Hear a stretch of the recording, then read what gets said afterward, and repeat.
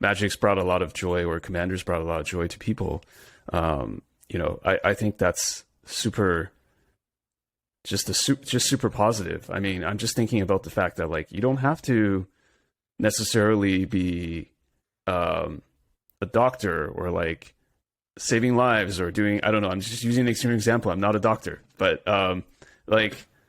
you can figure out how to do things your own way. And it's those experiences like having a meal with a friend or whatnot, like that's what really matters in the end, right? Yeah, but one of the things that I think one of the philosophies I developed really early on in life was I didn't want to do, I wanted to be. And I thought that being would then lead to doing. I wanted to be a kind, generous, resolute person. I wanted to be the person who other people turn to in times of need, and was a bastion of security for them or whatever. Who never lost their head. I never want to lose my head in a crisis kind of person. And I think that if you concentrate more on what you are as a human being, it just opens the door to anything that you might do. Then the rest is just second. If somebody said, "Oh, you're ex-military," it's like I don't know if that's part of that's not part of my identity. Right. It was a thing that I did, and it was a thing that I was happy to do because I believe it's necessary, and somebody has to do it. And I think that we find ourselves in a better position to do great things if we can be good people. How did that internalize for you? Like, how did you figure that out for yourself? Because that's not an easy thing to do, especially when you're a 20-year-old, like just figuring out they're trying to figure out your direction in life and playing music, right? So well, I don't think I figured it out at 20. I mean, I think it was something that I came to over the next couple of decades. But it was just eventually realizing that it felt good to be good to people. Maybe there's an endorphin rush or something. I don't know. I think the real answer is why do you do that? And it's because that's the person I want to be. And I think it's okay to have a strong sense of being a person, of being a good human being, and then acting consistently with that.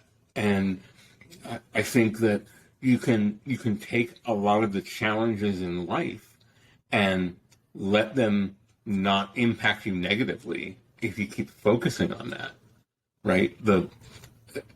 Life is going to hand bad breaks to all of us, and it's how we act when we're at our worst, not when we're at our best. That really shows our character.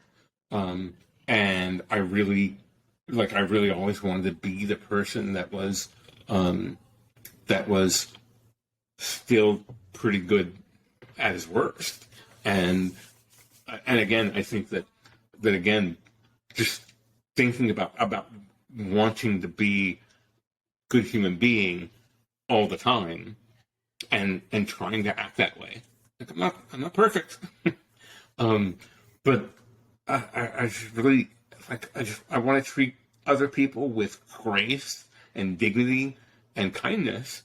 And man, isn't everything possible from there? It absolutely is. I'm just asking because it's so much easier said than done, at least for me. Like and when I think about even my last 6 months, like it's been a lot of ups and downs, and I'm sure it's been ups and downs for you and a lot of people. And it's not it's not so easy sometimes. It's not easy at all. And I think one of the other real success factors is not beating yourself up when you fall short. Right. Right. You know, we again, we're human beings. We're fallible. We're flawed. We're gonna have bad days. Sometimes we're not gonna operate at the level that we would like to believe that we can always operate at. Right. But then it's all right. You know what? I wasn't as good here as I want to be. So what do I learn? What did I learn from it? How do I make it not happen again? And if I need to apologize to somebody, apologize to them. Right? And apologize without equivocating in any fashion. Right. Like I am truly sorry that. Without some sort of expectation in return. Yep. Yeah. Yeah.